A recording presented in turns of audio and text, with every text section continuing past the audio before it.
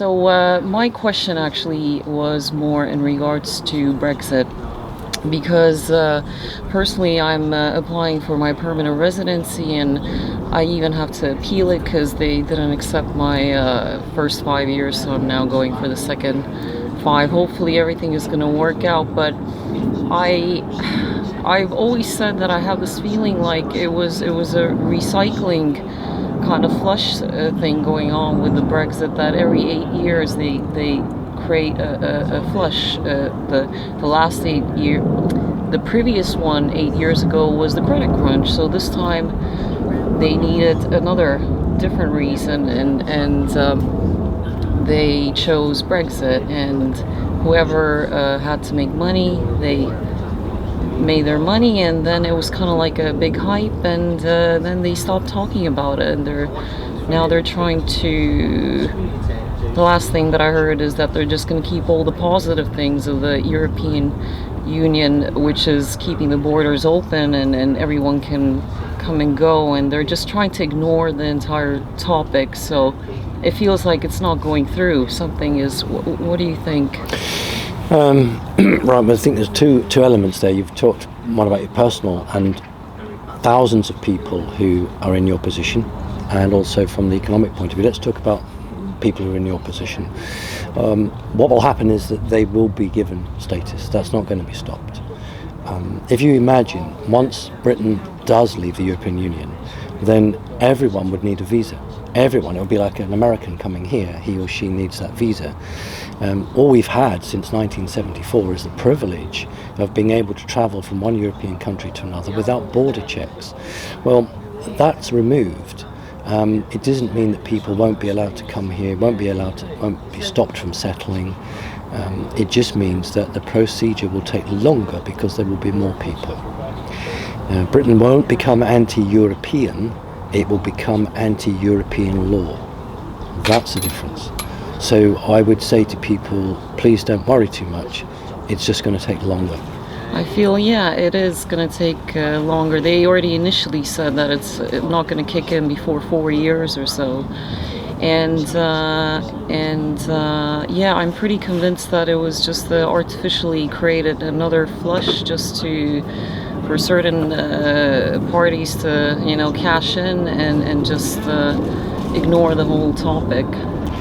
I don't think it was a money thing. It was generally that's the stock market that's crashed. Right. I think in this case it was a political thing. There are a number of individuals who really don't like Britain taking orders from Europe and engineered it. And the way they engineered it was the BBC was showing every night during the campaign period lots and lots of migrant workers marching, lots of people displaced, and that just played on the racist fears of many people in Britain who suddenly saw thousands and thousands of migrant workers looking for a job who were going to come to Britain. So they manipulated the media to ensure that people voted to leave. Now, I voted to leave, but not because of that.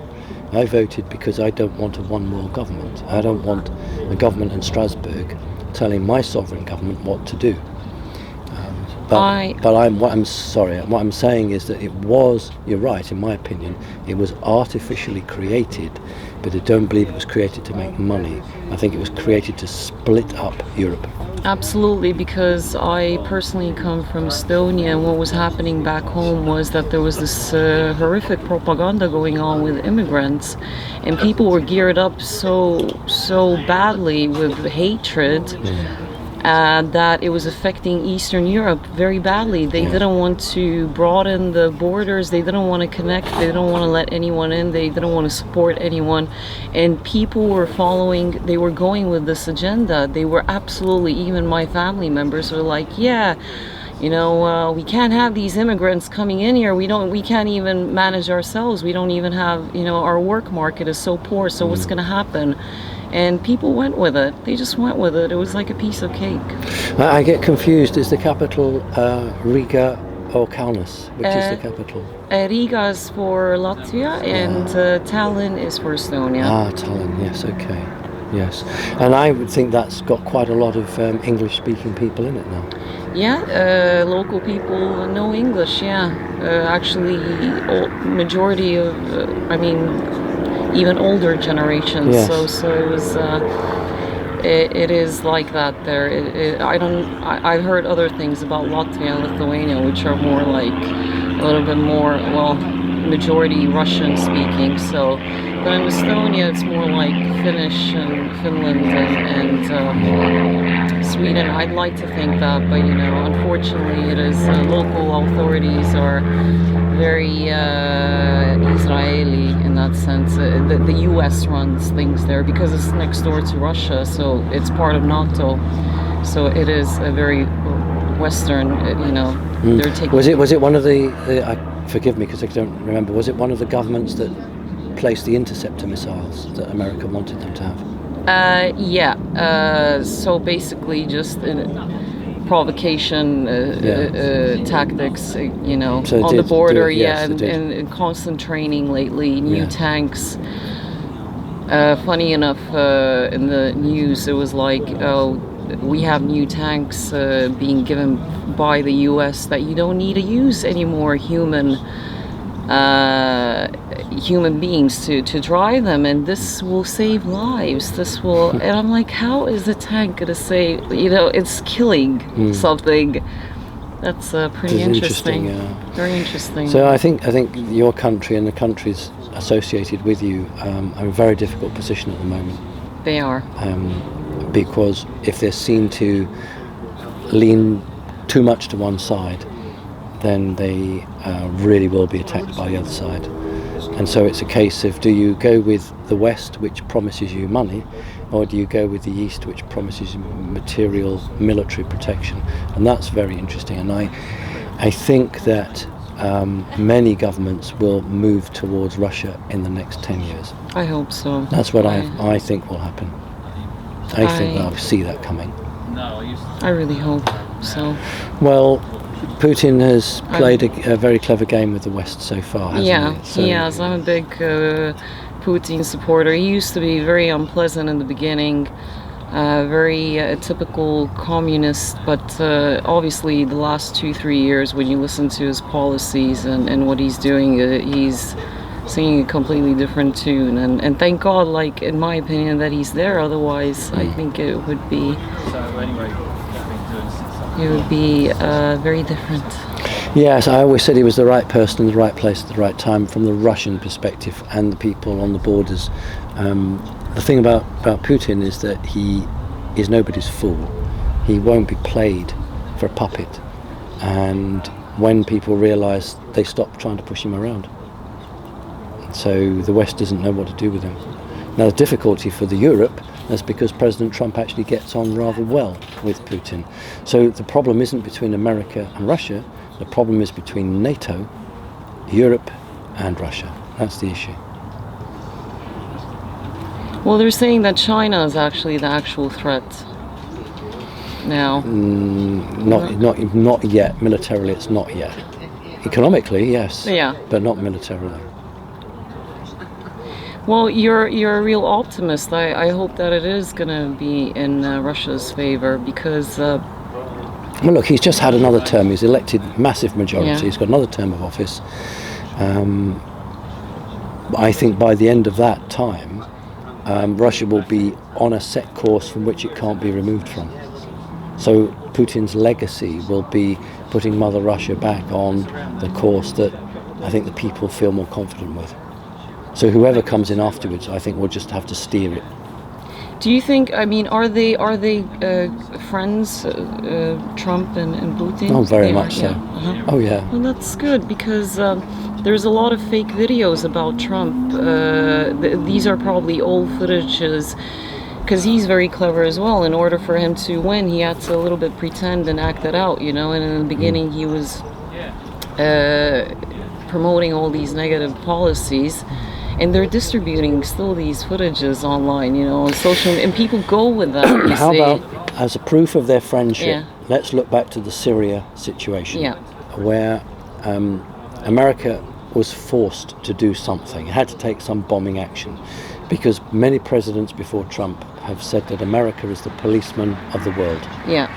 So the Russian ambassador to the US said, if a single Russian soldier is killed, Russia will consider itself at war with the United States of America. Yeah. That's unprecedented, isn't it? So what happens is that there's a phone call between Trump and Putin, and Trump says, well, we're going to bomb here, here and here. Yeah. You've got 24 hours to move all your people out. Yeah. That's the closeness of the relationship, and that's what they did. They moved everyone. Not one single Russian soldier was injured. Yeah. So there's proof that the two were talking. And that is exactly what I was saying, that no one was injured. No. It was just a little firecracker, basically. Yes. And it's just all very confusing. So, you know, you have to be very patient with it and pay attention. And then you realize that, okay, they're acting it out. So Trump, what's going on with the Pizzagate Podesta? I have to mention this before we wrap this up. So is it really true that he's given the arrest warranties for?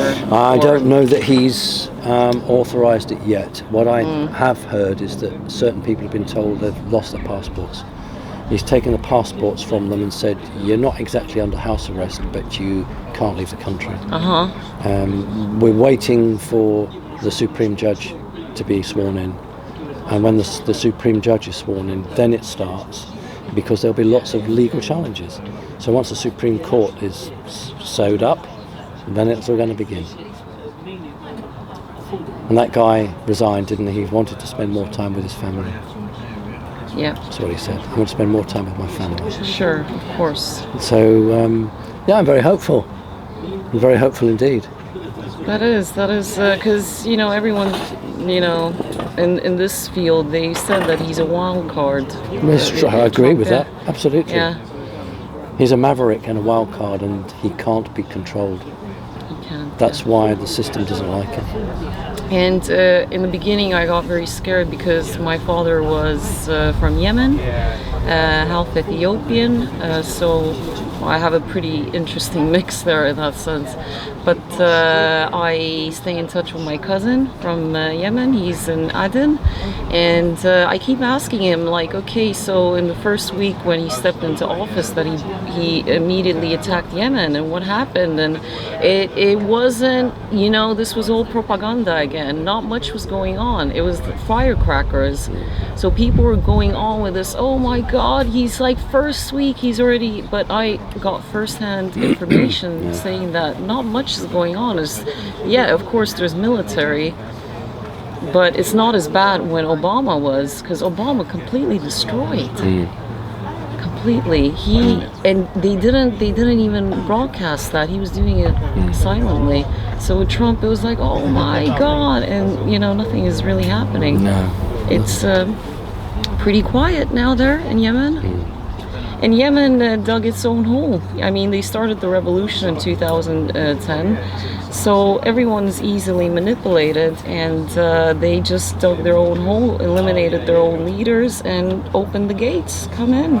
Here it is on a golden platter. Come take, and there's no point to complain after. So in that sense, yeah, if you look at it from that angle, I agree. I'm quite privileged that I have these kind of connections. So I have the Eastern European and then the Middle Eastern. So it's important to talk about these things. It's a shame that. I remember the leader of the North was very worried because he didn't want to end up like Saddam Hussein or any of the others. Once that agreement was given, then we can see peace in that neck of the woods. It is, you know, I'm in a way very grateful to Saddam Hussein. It was 91 when I left Kuwait. I was born in Kuwait, and basically my family had a very terrible situation with the court. So in a way, I shouldn't be grateful for war, you know, but... No, nobody should be grateful for war. But I escaped actually a very bad situation personally in my life, and it makes me always wonder, but it's terrible about how they were all demonized. And if you look closer, actually, you know, the real enemy, hopefully they're gonna now... Well, it's always the same, isn't it? That any war is always painted in the country that wants to project that with a certain label on it. So I would just say that all wars are wrong. Absolutely. You know. Yeah. Hopefully it's going to turn for the better. Thank you so much, It's a pleasure. Simon. Thank you so much for talking. We should Pleasure. continue. Thank you. God bless. Bless. Okay.